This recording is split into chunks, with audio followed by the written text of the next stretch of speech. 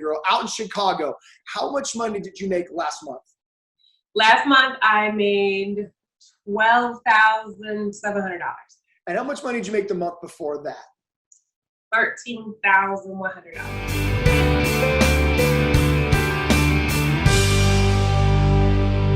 Another episode of On the Road with the Loan Signing System. Here with signing agent Keli out in Chicago, Illinois. How are you doing today, Keli? Amazing. How are you, Mark? I'm so good. As all these stories, these are super inspirational. Yours is going to be so inspiring. So let's just inspire some people right out of the gate, girl. Out in Chicago, how much money did you make last month? Last month I made $12,700. And how much money did you make the month before that? $13,100. When you say those numbers out loud, Keli, how does that make you feel? It's crazy. I don't connect with it. I don't believe it. But it's just like, wow. Like, you know, your whole body's like, wow. It was amazing. Amazing. I'm so proud of you. And I'm so excited because this journey is not like, oh, Mark, I made $10,000 my second month. You've been building this business and it's been slow and steady wins the race. So I'm so excited about sharing that and inspiring other people just to stick with it.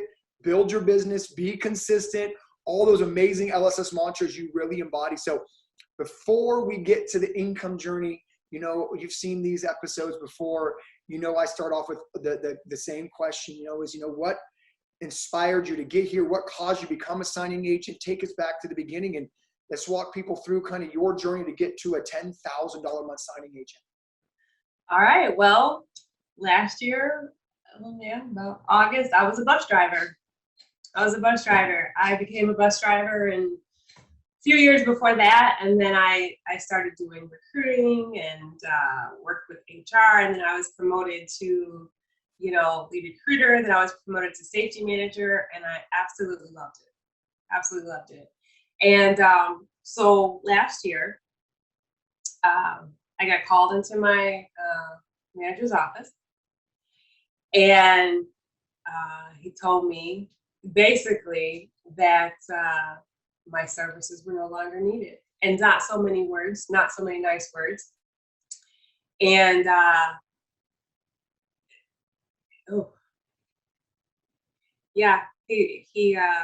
lost my job. And that moment when I lost my job, it wasn't just, you don't work here anymore. It was a kick in the ego. It was my integrity was questioned, my character was questioned, and I was basically told, no, this is who you are, and we don't want your services here anymore. And despite all the work I had done, everything I had accomplished, they knew who I was. They saw me every day, getting there early, leaving late. But in spite of all of that, it didn't matter.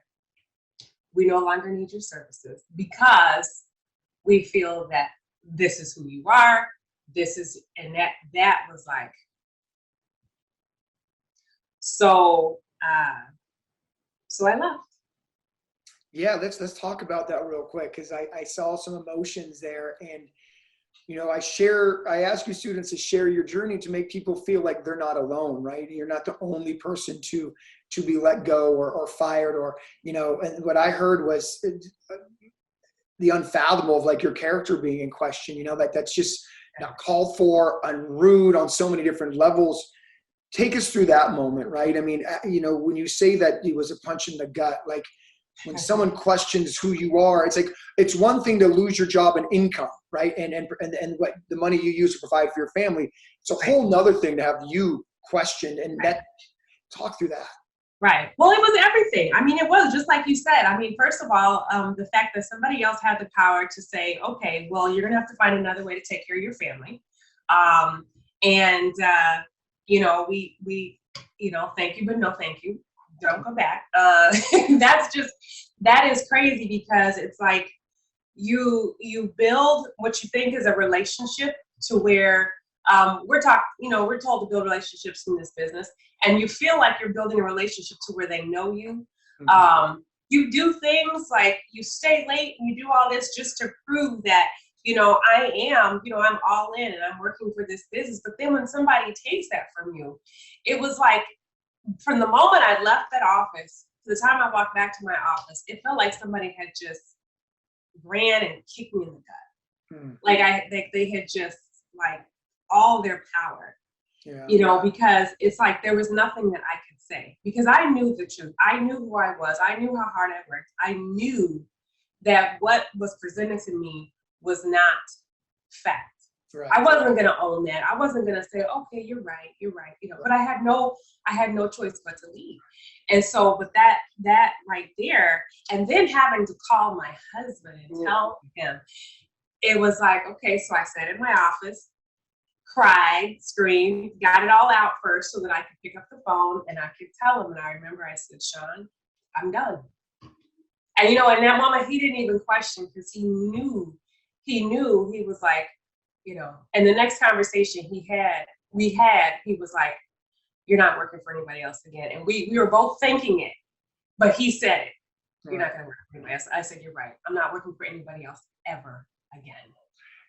So yeah, you said something I think is profound, and the fact that another human had the power to not only tell you what you're worth, but also like, today you have a job, tomorrow you don't, like that, and that's the beauty of entrepreneurship, right? There's nobody else over here telling you what you're worth. You are worth as much as you're going to put in the work. And that's the beautiful part about it. And I love how your husband had the moment with you of like, look, like, we're not going back to having someone else be your boss. I tell you students, every day you work for somebody else, you're building their dreams. Every single day you work for yourself, you're building your own. And I love you. Yeah. So that was just, even now it's hard to talk about it, because it's like, you don't want to, I have fought all my life to say, okay, no, I'm this. I'm not, people will put a character on you, or they'll put, oh, you should be this way, or you're this way, or whatever. And I just, as a kid, I just always like, no, I'm a smart person, and I'm, I always fought against what I thought people thought of me. And so with that, in that moment, when he said, okay, this is what's happening, it felt like I was a little kid proving myself to somebody. But as a 43-year-old woman, I shouldn't have to prove myself to anybody else. Like, no, you know what? I know who I am. Thank you very much. I will take myself somewhere else. I will take my value somewhere else. But still, it's like, you cannot, that feeling in that moment and not being able to do something about it, that was just one of the worst feelings I'd ever had. And if anybody's ever lost a job, they know that's the worst feeling, especially a job that you love. I loved that job. I loved it. I loved every part of it. And the feeling of not having control. Yeah. Like, you have no control. You do everything in your power to do things right, but in the end, you have no control. And that was what just, I think that fueled the tears more than anything else, just angry tears of like, I can't fix this. Right. Nothing I can do. Thank you so much for getting so vulnerable with us. And like I said, you're not the only person to walk through your shoes in that aspect of losing a job. And I bet that is the most insane feeling. And you said it almost perfectly, like almost the toughest part is realizing you don't have control. And, and anybody who works for someone else is in mercy of that person, period, no matter what you think. And it's like entrepreneurship found you. And, I hate to say super cliche here, but everything happens for a reason, right? I mean, if that moment didn't happen, girl, you're making $10,000 in 30 days. Like, So walk people through, because I think your story is even more inspiring. So, I mean, keep walking people through your journey. So you get home, tell your husband, I don't have a job anymore. Kind of walk through the next couple steps before you found being a signing agent. Oh, wow. Okay. So then, you just shell shocked for a few days. So I filed for unemployment. And then even that was just like the reality of it, picking up that phone, answering those questions. It was just like, oh. everything about it just made it more and more real. You know, there were days where I would just sit in the chair and just, you know, not know what to do with myself. And I mean, and at the time, my daughter was getting married, so it's just all of this every day was different. It's like, okay, well, I have time to help plan the wedding, but then the next day it's like devastation and anxiety, like, but I'm planning a wedding, I have no job, and I'm on unemployment. And then the next day it's like, I'm on unemployment. It doesn't pay enough. I have bills. What am I going to do? And in this whole process, my husband is picking up more hours at work. I'm watching him get up 3:30 in the morning, leaving at 4:30, staying to work 6:30, 7 o'clock, coming home exhausted, completely worn out, eating dinner, taking a shower and going to bed, and the next day getting up and doing it over and over again. And that process of watching him do that over and over and over again, silently, not complaining, just doing what he had to do, when I'm just like, what, you know, that feeling of, man, I can't even hold on to my job, you know? Like, I couldn't hold on to my job, so he has to do this. That was hard. Mm-hmm. That was like, you know, like I talked about feeling like you were just kicked in the gut. That was that deep down sick feeling you get thinking about something bad that happened that you can't change. Mm-hmm. And every time you think about it, it's just like, you know, you get that feeling. Years later, you still get that sick feeling in your stomach. And that's what it was like every day, just looking and watching him leave for work and coming home tired and knowing the sacrifice that he was making. And me trying to figure out, what am I doing? You know, what am I going to do? What am I going to do? And that was hard. Hard is not even the word. That's hard.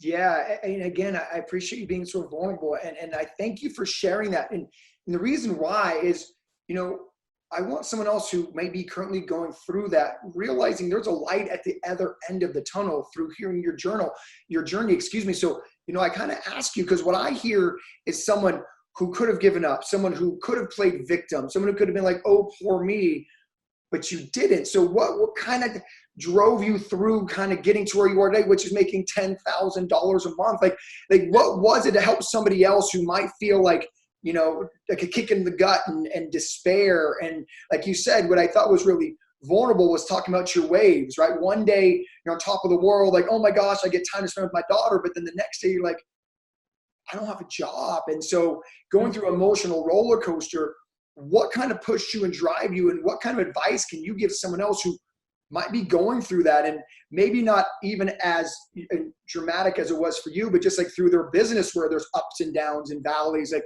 what's kind of, how did you get through it, and kind of share that? Because I think that's the most amazing part. As you got knocked down, but you didn't stay down. You know what I mean? Yeah. Yeah, no. So you have to recognize, I mean, and it just comes with being, you know, just, you know, life. You have to realize that there's some things that are the way they are, and you can't do anything about it, and you have to acknowledge them. But then there's things that you have total control over, and that you better be up doing something about it. Because, you know, if you don't, then you can't make excuses for what doesn't happen. And so in spite of, you know, feeling guilty and feeling, you know, like the guilt was hard.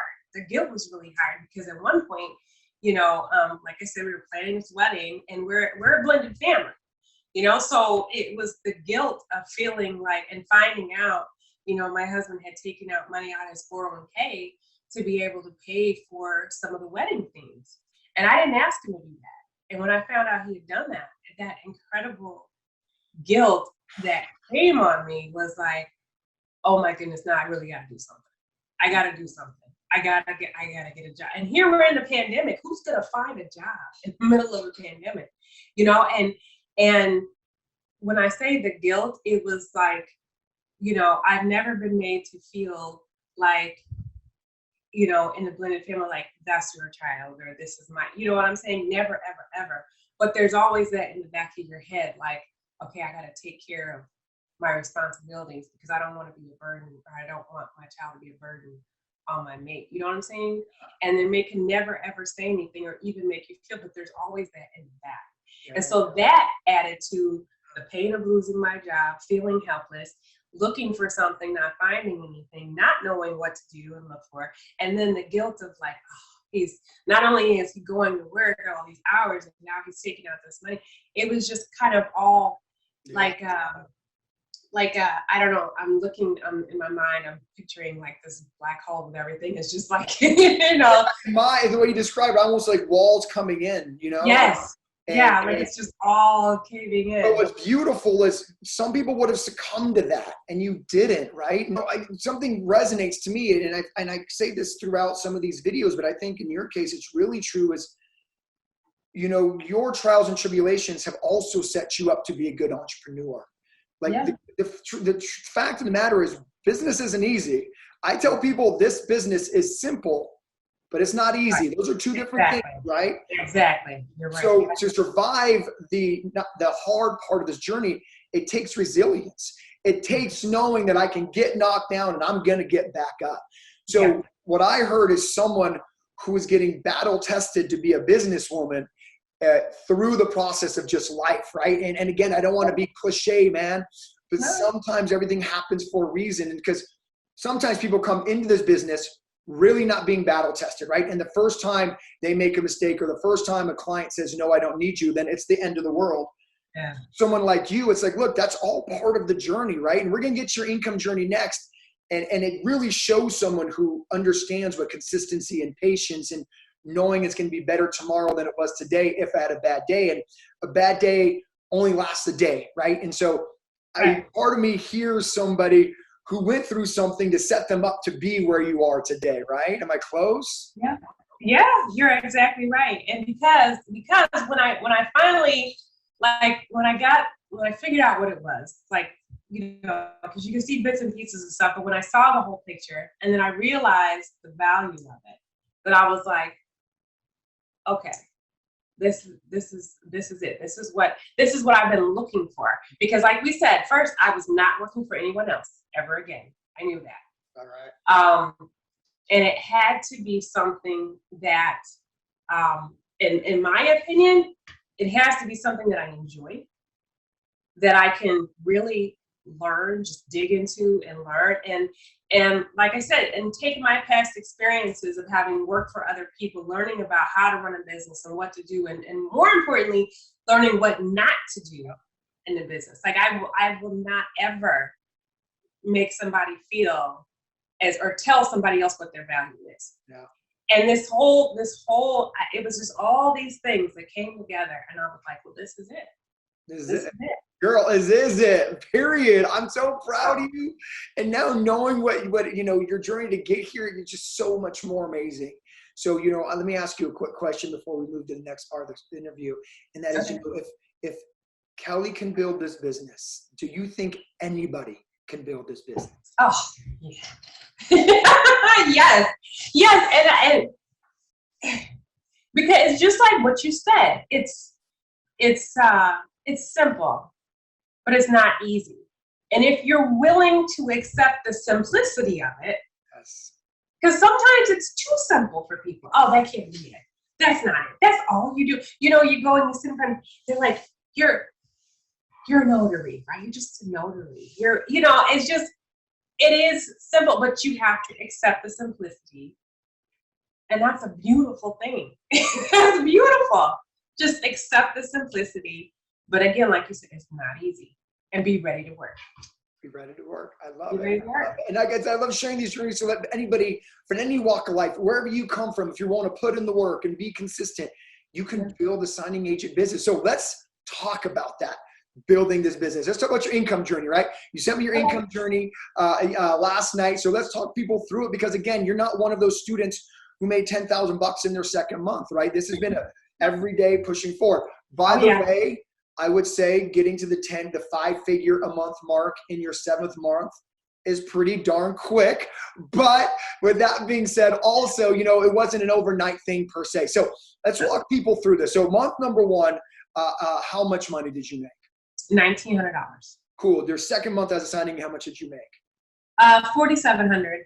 And then your third month, how much did you make? $6,800. Okay, so that stair step is beautiful, right? I want to take people through month 1 to 2 to 3 real quick, because, we have students who make $1,000 in a month and literally think they're failing. So like, oh my gosh, I'm only made $1,000. I've only made $1,800. Why didn't that come over you? I mean, because look, you just told everybody you were unemployed. You had feelings of guilt and pressure of, having your husband waking up every day. But yet after the first month, you still didn't say, oh, this isn't working, I quit. Why? Talk people through that, because I want people to be inspired that if you are patient, you will get where Keli is. So talk to me through the mindset of kind of sticking with it. Oh man. Well, I mean, first of all, I've always been the one person that just hangs on to stuff just a little too long. Like, I know it's going to work. I know it's going to work. Everybody's like, Keli, give it up. No, I know it's going to work. But no, number one, because there was no plan B. There was nothing. I was like, no, this is it. This is it. So it didn't matter if I made $1,900 or $19. I was going to keep going. I had made the decision. I made the decision that that's what I was going to do. So, and it just happened to make $1,900. But I started February 11th. So that was like, 19 days or 17 days worth. But let me just pause you, because I think you said something freaking awesome, right? You told yourself there was no plan B. Yep. And what you followed it up with was, I made the decision to do that. Yep. And I think too often people come into this business saying like, oh, if it works, then it works. And if it doesn't, it doesn't. And then they have $1,000 a month and like, oh my God, it didn't work. They're almost setting themselves up for that moment of like, it's not going to work. You set yourself up for the moment of like, this was going to work whether I wanted to or not, because, and again, that's the mindset of a 5-figure a month signing agent. And that's what I was hoping to pull out of you, because I didn't know how you're going to answer that. But again, success is a choice. I tell all you guys that success is a choice. Whether it's going to happen overnight or not, everyone's journey is different, but success is a choice. And you choose to stick with this. You made $1,900, then you made $4,000, and then you made $6,000, and then $8,000, and wherever we are today. But the point is you made a choice. And I hope everybody heard that. And that's why I bring you big earners on, is so people can dig into the mindset. Yes, you're a big earner, girl. Smile ear to ear on that, but that's the mindset I wanted people to hear is, Mark, there was no plan B. Like $1,900 showed me this was real. It showed me that if I could work harder and keep on duplicating my efforts, I would get to it. So let's talk about month 2, 3, 4, and 5. Let's inspire some people, by the way. You're making, I think you said 12,000 last month, 13,000 before that. I think you're on track for this month to even beat those months. Let's talk about your how much of your business is directly through title offices and through signing services. Okay, so I only have one direct client right now, but everything else is, And that's beautiful. All right, I want people to hear that, because sometimes I think people think you need to build a 5-figure business through direct. You can build a 5-figure a month business through signing services, right? So let's inspire people through that signing service route. We haven't really talked about this. And so I'm guessing that you've built some really good relationships on the way. So get into the mindset of a 5-figure signing agent, right? 5-figure a month signing agent. Talk about the business relationship part of it to inspire people. Like, if you build relationships, you can get the text messages directly. But are you valuing it, and are you being very intentional with creating the relationships? Yeah, definitely. I mean, because in the beginning, I have the list of everything to do, like you always make sure you probably, confirm your appointment, you get the numbers, all the numbers, you the whole list. You get all the numbers of the loan officer, the escrow officer at the table, you give them a call, you tell them I'm going, I arrived, I finished it. Just the whole process. At first it was daunting, but then I realized this is necessary if I'm going to be successful, because I could end up with 100 or 200 signings and never hear from them again. Or if I start paying attention and doing that, then when I call them and say, oh, it's done, they say, oh, Keli, or I start to get, oh, Keli, you don't have to call us every time you're done. Oh, like, yes, but I do. I'm going to call you, let you know I'm finished. Thank you. And those are the people that I get phone calls from. Hey, Keli, I've got a, I've got I got a phone call, and they said, oh, we've got a double signing, we got a split signing, and there's 4 properties, 8 properties. They say, Keli, can you do it? What's your price, Keli? Can you do this? I was like, yes, of course. So you've got relationships with people. You want them to call you and ask for you. And if you're just doing the signings, they don't know you by name. You got to let them know you by name. And I wanted people to know my name, who I was, the kind of work I did. So I just followed the system. I just followed it. I just, you can't get that without following the system. So, you said something that was, and I hope everyone heard that, not just follow the system, but what I really heard is you said that it was daunting. Yeah. But I had to do it. See, a lot of people think successful habits comes after you become successful.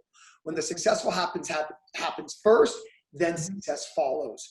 You did something that you felt was, in your own words, daunting, but that daunting behavior created a $10,000 a month plus business through signing services. And I hope everybody heard that, right? What successful people do is they do everything they have to do, not everything they need to do. And you go above and beyond. And I hope everyone, that's why I love bringing you guys on, right? I mean, you really tell it as it is. And you straight up said it's daunting, but you still chose to do those actions, and those actions led to your success. Your success is not on accident. I think too oftentimes students see you and go, oh, she's making 10,000 a month. She got lucky. There was no luck around what you called was daunting.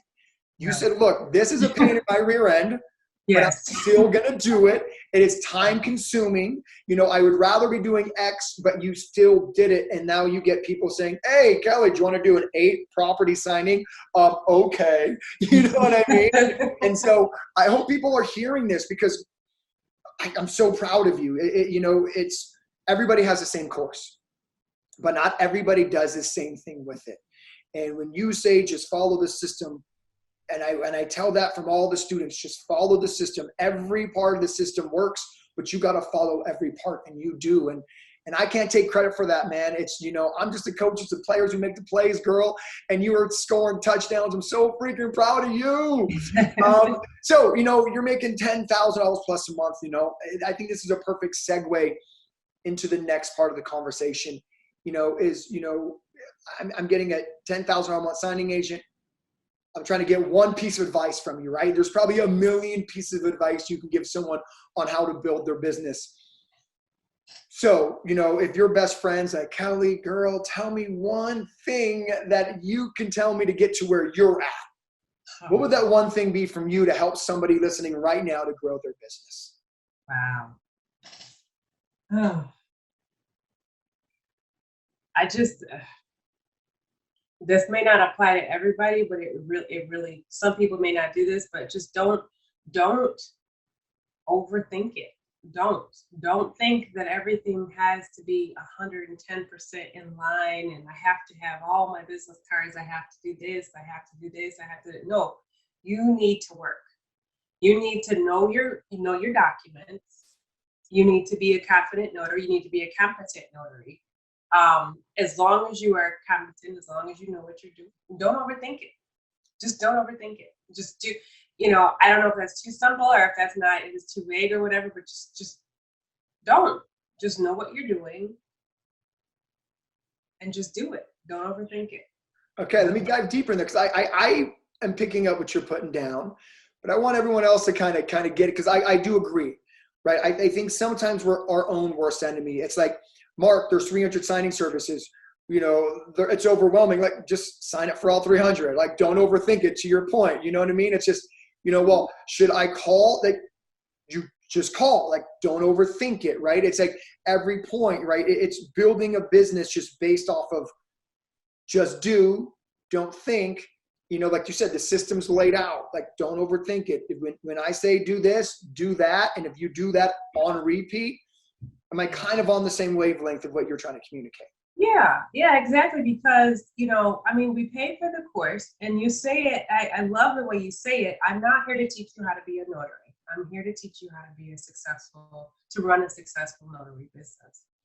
And if you bought the course and that's what it's for, and that is what, if that's what your goal, if that aligns with that, then just follow that. But I mean, and there's a lot, I mean, that might be too simple, but I mean, and I've told other people about it. I have friends who are very successful and now they're coming up. You might be calling them soon, you don't know. But I think remembering back to what I told them, I just said, trust me, it works. It works. Well, here's what I thought was awesome. And even if you're not a loan signing system, I don't want this to be a big commercial on the loan signing system, right? But what I heard is trust your process. So whether that process is what you've learned from me or you learned from someone else, you learned from your own personal mentor, I think people get an instruction manual and they go, now what?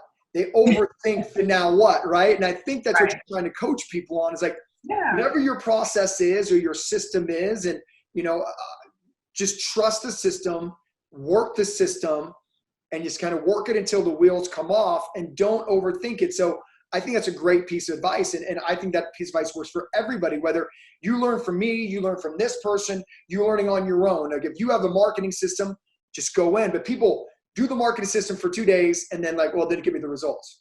Well, you got to keep doing it over and over. And that's, I think, what you mean by trusting the system, right? You made the phone calls in the beginning.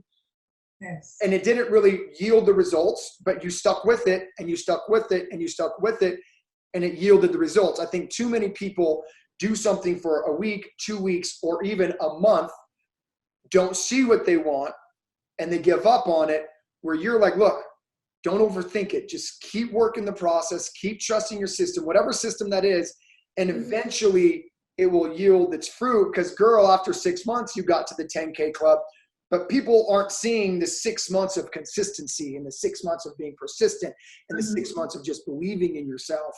And I think that is, am I kind of close to what the message is? Yeah, you're close. And the thing is, like you said, like a lot of people say, I wasn't trying to be in the 10K club.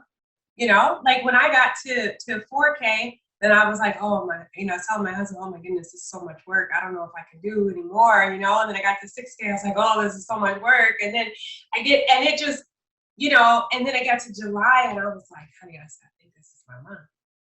He's like, what do you mean? I was like, I don't know. I feel like something's happening. Something's going to happen, and I wasn't even trying. I wasn't trying, but I was doing the work. Right. You see what I'm saying? And I'm not at all trying to say that, oh, it just fell into my lap. No, but I was not seeking $10,000, but I was seeking to do my business correctly. That's right. Oh my gosh. This was so beautiful. What you experienced was a business owner who was just putting in work and letting what I call invisible growth. Like your business was growing, you just weren't seeing it. And then one day, it's literally like farming. Right? You plant your seed and you water, and then one day you wake up and literally there's fruit on the tree. And it's because of everything you did before. But I think a lot of people get impatient with their watering. They get impatient with going out and pulling all the weeds and what you said, doing the daunting work. And so I hope people are hearing you, man. Like you've built, you're going to be a 6-figure signing agent. The majority of your business is happening through signing services. You are intentional with the relationship. Someone said, you don't need to call me anymore. You said, no, I need to call you. That's the mindset of someone who's intentional with the relationships. And because you consistently call, that's all of a sudden you're like, babe, I'm going to do 13 grand this month. Right? Yeah. And that's what I hope people are really picking up. This has been such an amazing, amazing conversation. I love it. I hope everyone watches this on replay. Because again, to wrap up, I do think people overthink the business. I mean, it's really about everything in life, right? If you're trying to lose weight, just stick to your diet. Like your diet's not going to happen in 30 days, but after 6 months, you'll see the results you have from eating correctly, right? Go to the gym for 6 months. People see a business and they want the results tomorrow. And they usually get discouraged because they don't have realistic expectations on the journey and trajectory that every business has. And girl, you're saying just stick with it. Don't overthink it. And you can be just like me, making 5 figures a month. I love it. I love it. I love it. Okay. So let's get to the last question that I ask all you amazing students on these interviews is, I now want to talk to someone specific. And I want to talk to someone who's not a signing agent yet, who is, I'm on the fence. I'm not sure what's holding me back from making the decision, becoming a signing agent. You know, every signing agent who's a signing agent had that moment too. So I'm trying to figure out what was for you so you can help someone through their moment of like, look, I was just like you. You know, honestly, the moment it all came together is when I could no longer make excuses for not doing anything. You know? Ooh, that was good. That was it. Yes. I think a lot of people make excuses on why something won't work versus creating reasons on why it should. Mm-hmm. And the moment you almost stop creating excuses is when the pieces came together. Mm-hmm. Wow, that was deep. I never thought about it. It's funny, the pieces were there. The only reason the pieces weren't put together is because you were almost self-sabotaging. Like you almost couldn't believe that it could work, which is almost more of you doubting yourself. Right. The opportunity existing there. Right. If you don't mind me getting a little deep on that, because I thought that was crazy powerful. Where did the self-doubt come from? So the reason I asked that is not to call you out on it, but to see if your self-doubt can match someone else's who might be like, you know what, dude, you're speaking to me. Like, so where did the self-doubt come from? What were you doubting?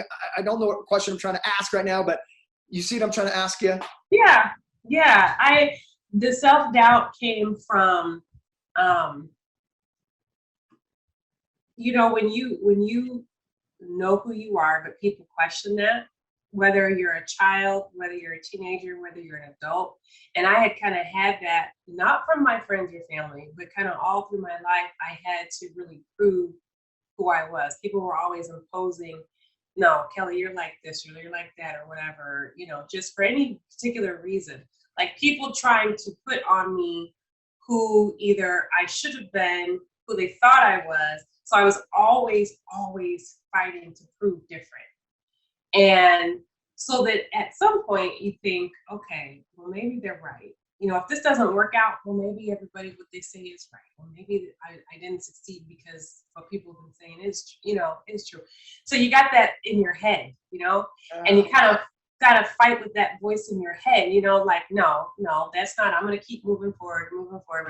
And so when it came to this business, it was just like, Keli, can you do it?